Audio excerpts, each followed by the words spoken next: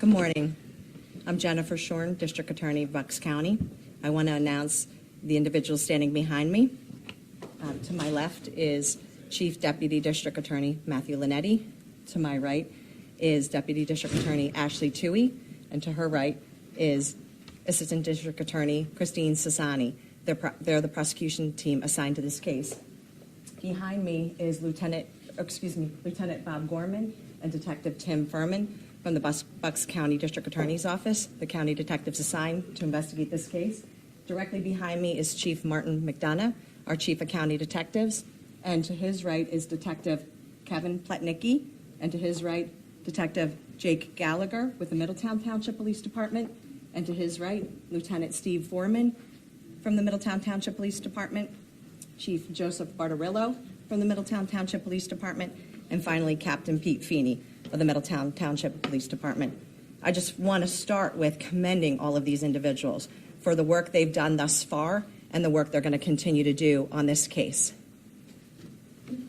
On Tuesday, January 30th of 2024, at 6:59 p.m., the Middletown Township Police Department was dispatched to a death investigation at 145 Upper Orchard Drive in Levittown, Middletown Township. While en route, they received updated information that an elderly male had been found in the bathroom with a large amount of blood and that his head had been decapitated. The head of this deceased individual was located in an adjacent room, wrapped in saran wrap and in a cooking pot. Denise Moan had arrived home and found her decapitated husband and ran to a neighbor's house where she asked that they call the police. Middletown Township Police arrived at 7:06 p.m. The victim has been identified as Michael Francis Mohn, who was 68 years of age. He resided at that residence with his wife and his adult son. He was a federal employee with the Army Corps of Engineers. The victim's white Toyota Corolla and his adult son, Justin Daniel Moan, were missing from the residence. Justin Daniel is 32 years of age. Police started a homicide investigation and the vehicle was entered into NCIC. Police were advised of a YouTube video depicting Justin Moan holding the severed head of his father, Michael Mohn. Multiple calls were received by 911. Details of the video are as follows. The video is a 14-minute and 34-second video of Justin Moan,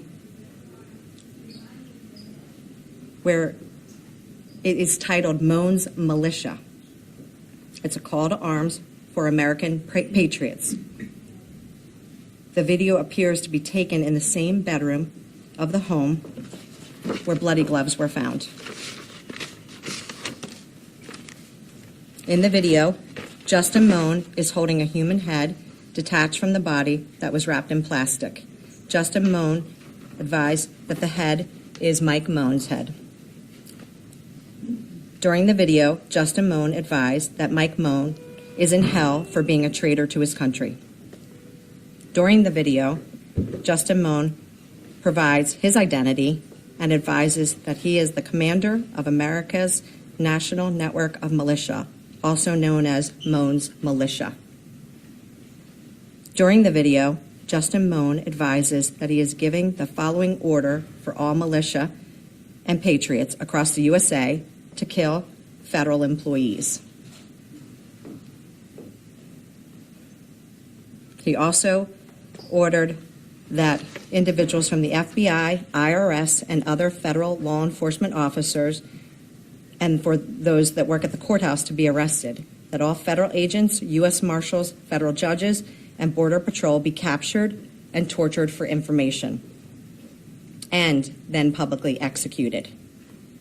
Justin divulges the home address of a federal judge and puts a bounty on his head and heads of high-ranking federal officials. He demands violence against all federal employees, but exempts state government, state governors, and state employees. The suspect phone was pinged, and it was, again, an outstanding effort by law enforcement to work in such a expeditious fashion, pinging the defendant's phone and identifying his location. It was determined that the location was showing at Fort Indian Town Gap, a National Guard training center in Lebanon County, Pennsylvania. The suspect drove his vehicle to this location. He climbed a barbed wire fence. After he drove his vehicle past the barricades first, exited his vehicle, climbed a barbed wire fence, and entered the secured military installation. Fort Indian Town Gap Police Department were notified of the ping in their jurisdiction. Shortly thereafter, Fort Indian Town Gap Police Department and the Pennsylvania State Police located Justin Moan trespassing on governmental property. Justin Moan was taken into custody without incident. The defendant had a loaded Sig Sauer 9mm handgun on him, and it was loaded, as mentioned, missing one round. Justin Moan was taken into custody. The defendant stated he went to Fort Indian Town Gap in an effort to mobilize the PA National Guard to raise arms against the federal government. He also indicated that he wanted to speak to Governor Shapiro to join forces. The autopsy of Michael Mohn was conducted on Thursday, February 2nd, by Dr. Ian Hood, forensic pathologist.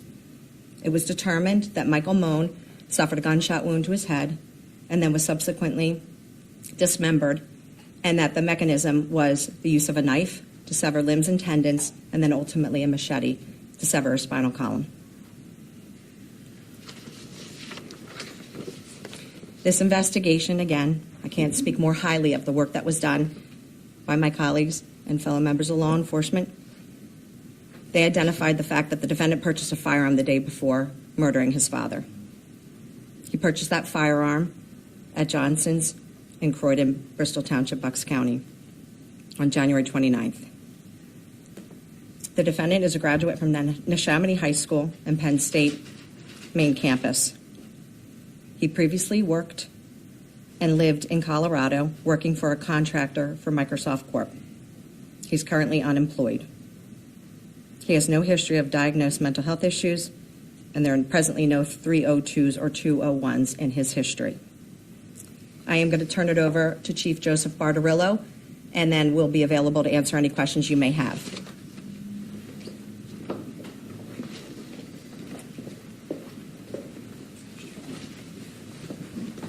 Good morning, everyone. I'm Chief Joe Bartarella from the Middletown Township Police Department. So I want to start off just by saying that me and my entire police department, our hearts ache for the Mohn family.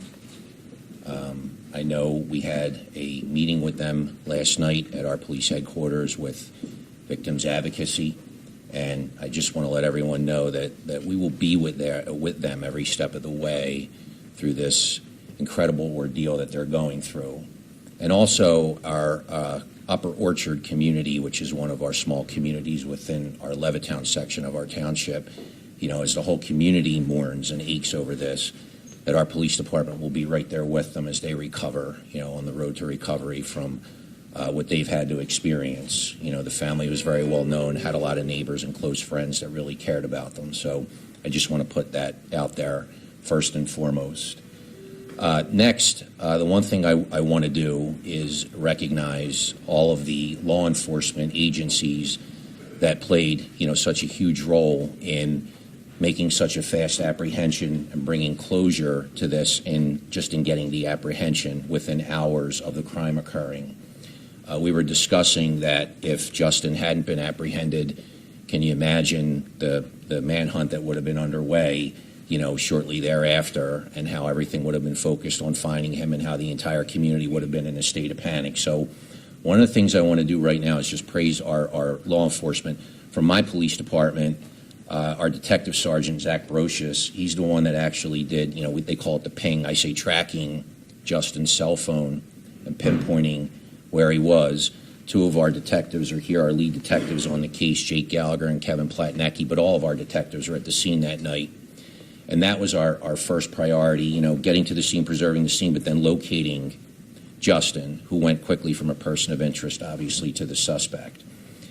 And with that, police department that I'm learning more about every day, the Fort Indian Town Gap PD, who did an incredible job of rapidly responding when we called them and told them that we had a general idea of Justin's location based on cell phone tracking. They located, Fort Indian Town Gap Police Department located his car first, and then later on, based on continuous cell phone tracking, were able to locate and detain him without incident. I don't know the full circumstances as to where he was detained. I think he did climb over a fence and get into the fort. He might have been armed, but you have to ask their police department about it. I'm very grateful to the Fort Indian Town Gap PD for the outstanding work they did in getting that apprehension as quickly as they did.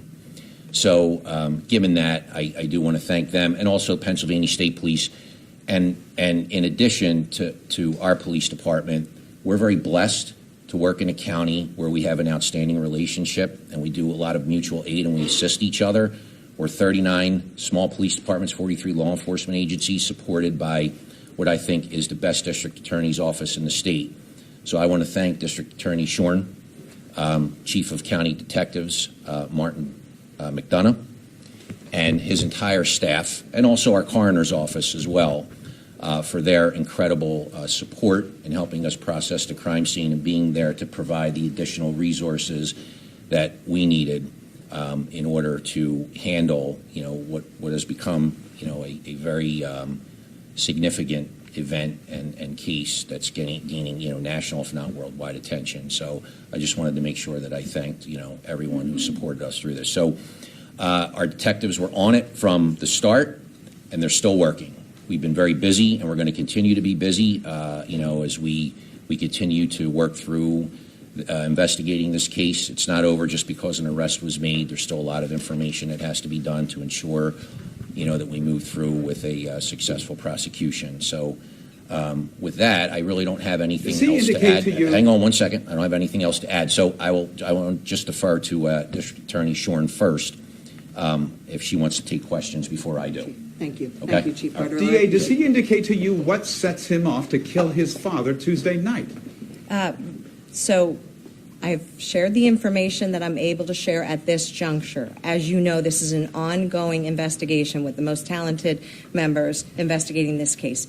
I can't speak to anything further beyond what I conveyed thus far about statements made. Jen, is there any evidence he was a member of a militia? Or had militia ties? Obviously, I think his online manifesto speaks for itself at this juncture. Again, this is going to be an ongoing investigation for months, and we'll continue to investigate this through the successful prosecution with this team present. Jen, how concerning is this to you and everyone out there that this was up online, as long as with the calls for violence that were out there, that it was up as long as it was? That was incredibly concerning. I mean, obviously, from an evidentiary value, that video is very important, and we need to have possession of that. But it's quite horrifying how many views we understand it had before it was taken down. Obviously, we were able to capture and secure that video because it's pretty self-explanatory as to who's responsible, although these are allegations at this point. So that's very concerning. And I got to tell you, Jim, when to Chief Bartolomeo's point, the fear of what this could have been, I know that Chief McDonough and I were expressing that night. I know Chief Bartolomeo was living it that night, and it was thanks to this outstanding collaboration of the men and women in law enforcement. And also, I should mention, the U.S. Marshals assisted in making sure that individuals named were safe. But that was the reassurance that we all needed to know that we're safe and that this case will be prosecuted. You know, was he a legal buyer of that gun that he buys the day before killing? He was. There was nothing legally precluding him from purchasing that gun. In fact, our investigation has revealed that he surrendered his medical marijuana card so as to be eligible to legally possess a gun. That also shows you the clear state of mind that he was in, having planned what he ultimately carried out. Has he had a mental health evaluation yet? I'm sorry, I can't speak to that. Did anyone have any interaction with YouTube, and what was that like in terms of a protocol to get that video down? Are you referring to anyone present team here? 1 second, please. We believe the federal authorities conveyed that, but also ultimately after the number of views, the content obviously became, that's a flag, that's a shot over the bow that something's unusual in that short period of time. So it came down pretty quick once we knew about it, but it was, excuse me. We did take steps, obviously, to preserve it, and we had that video. So do we know how many views it got and how long it was up for? I'm sorry? Do we know how many views it got and how long it was up for? I know at some point when I was aware of it, there was over 5,000 views. Okay. You mentioned he had no 302s, but some neighbors said that they had reported him to police. Had he come to police attention before this incident? I'm going to turn that over to Chief Bartarello as it relates to that. I know you've been patiently waiting. Is it a separate, same question? Then I'll step aside.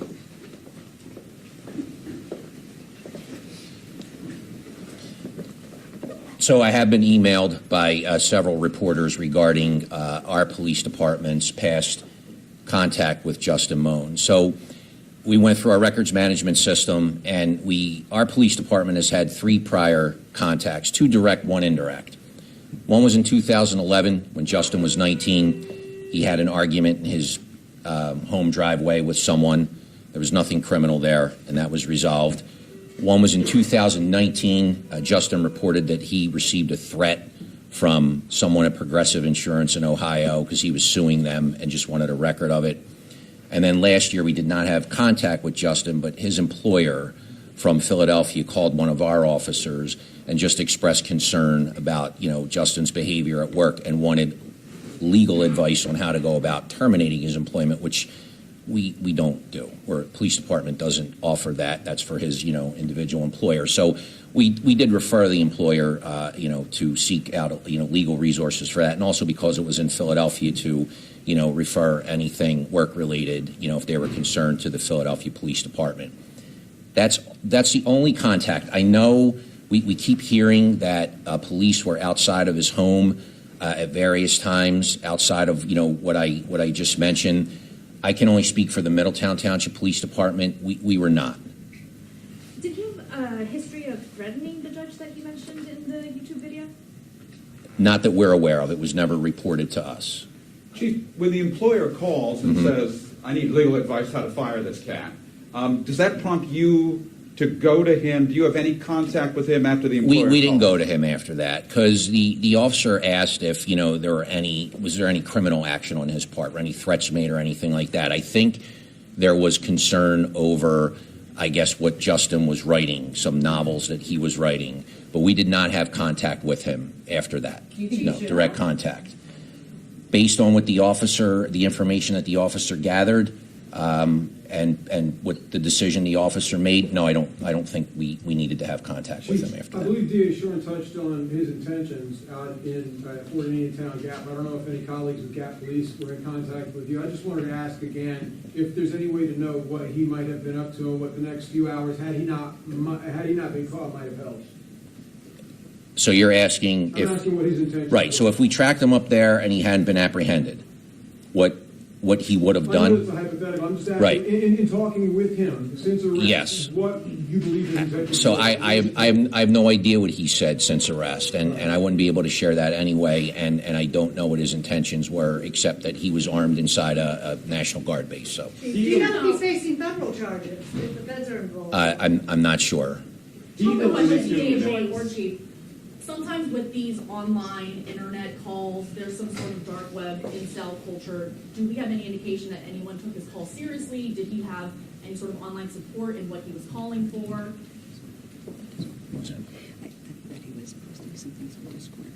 Right.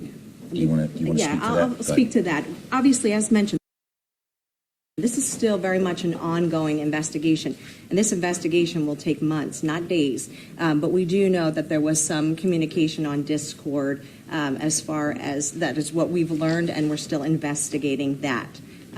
So as it relates to some of the things he conveyed in this video and his beliefs and position, the one thing I want to state again is it was evident to us that he was of clear mind in his purpose and what he was doing. Aside from what his beliefs are, he was of clear mind doing this, and that's an important fact to us in this prosecution. DA, do you expect you'll have a defense attorney claiming that he was insane, that he's a mental? So your argument is being made right here. Your view, clear mind, got rid of his marijuana license, got a gun, he knew what he was up to. Anytime we have a murder case, we anticipate what issues we may face in the subsequent prosecution. One of the things we always look at is there going to be a later claim of McNaughton insanity? That is a very specific definition where somebody is unaware of the nature and consequences of their actions. Not that they're perhaps what the common term crazy is, but it is a very specific terminology. And I can state with the evidence we have gathered thus far, this individual was acting with clear mind, aware of his actions, and proud of his consequences. Aren't you intention to cut your father's head off? I mean, isn't that an insane act? There is a complete and utter difference between what we would term that person's crazy to what is legal insanity, and that will be evident later when we prosecute this matter. Forgive the question, but if I'm not mistaken, you said that Mr. Moan, the father, also had limbs? No, his head was dismembered. Yes, decapitated, dismembered, post-mortem. Okay. Do you know how long he had been planning this? But he bought the gun the day before. Do we know how far back beyond that? We don't at this juncture. It's still pending. Obviously, we're going to gather as much information as it relates to that. How long was he in the base before he was arrested?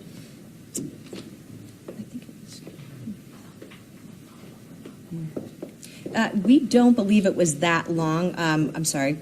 We're still gathering that information. We obviously have a pretty good sense of his movements based on the investigative work that was done. And we believe shortly after the post that his path of travel was directly to Fort Indiantown Gap, and that is consistent with the timeline that we know. He lived with his parents. It's not like he was some estranged son who came out of nowhere for some sort of vengeance against his father. Is there any indication from mom or any other relative that there was anything leading up to this? I can't speak to that at this juncture, but I can echo what I could not have said better than Chief Bartarillo in that our thoughts are with this family. This is the unimaginable. So, that's going to take time. We're going to provide the resources for this family, but this is truly just unimaginable for them. So, again, we'll continue to investigate. Yes. Are there any new charges? He took his father's car, for example. Would that be additional charge? Anything new on that front? It is not uncommon for us at some point later to add charges. We'll evaluate that. This team of attorneys will evaluate what charges additionally are appropriate. But we wanted to make sure that we were charging immediately that night to take him into custody, and he is in custody without bail at the correctional facility in Bucks County. Do we know when he gave up his medical marijuana card? Days before. Okay. In his video, he had alluded that he had a previous contact with the FBI. Are you or Middletown Police aware of any previous contacts with the FBI, Federal Protective Service, Secret Service, any of those federal agencies? All questions as it relates to any federal probe or, federal contacts that existed prior to this homicide investigation, I'm going to refer to the FBI or Department of Justice to field those questions. Yeah, is he talking to you? I can't speak to that. Is he answering your questions? I can't speak to that. We're not able to speak to that. Is he proud of what he did, do you think? I mean, look at the picture there. He seems pretty calm and somewhat proud of himself. I think you can draw conclusions, your own conclusions, and I'm not saying that in a facetious manner from the video and how for those of you that viewed it, how he presented on that video. So, but I can't speak to that. Out of his 131 subscribers, are you investigating any of those for answering this call to arms that he put out? We'll obviously investigate anyone and everyone who is associated with this homicide, with the subsequent dismemberment, with the then events to flee the scene. We will consider anyone who may be an accomplice. Was anyone else in the house when this happened, or was it just the victim's wife when she came home? The victim's wife who discovered it she was home alone. So if there's not any other questions, I think you go ahead.